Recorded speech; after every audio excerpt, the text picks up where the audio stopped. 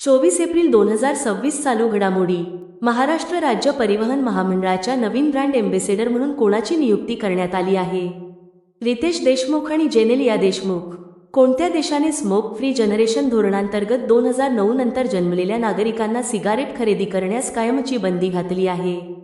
Britain. कोणते राज्य green mobility धोरण राबवण्यासाठी सर्वाधिक पुढे आहे? महाराष्ट्र। लातूर पॅटर्नचे जनक म्हणून ओळखले जाणारे कोणत्या ज्येष्ठ शिक्षणतज्ज्ञाचे एप्रिल 2026 मध्ये निधन झाले आहे? Doctor Gopalrao Patil. Green Nobel म्हणून ओळखल्या जाणाऱ्या गोल्डमन पर्यावरण पुरस्कार 2026 किती महिलांना प्रदान करण्यात आला? 6। भारताचे 95वे ग्रँडमास्टर कोण बनले आहेत? अरण्यक घोष। कॅल्मारिया गारोन्सिस नावाच्या सापाची नवीन प्रजाती कुठे सापडली? मेघालय। ॲक्सेस नाऊ आणि कीप इट ऑन युतीच्या 2025च्या अहवालानुसार इंटरनेट शटडाऊनच्या बाबतीत भारत जागतिक स्तरावर कितव्या क्रमांकावर आहे? दुसऱ्या। नुकतेच शेखा झील पक्षी अभयारण्य हे भारतातील 99वे रामसर स्थळ म्हणून घोषित करण्यात आले। हे कोणत्या राज्यात स्थित आहे?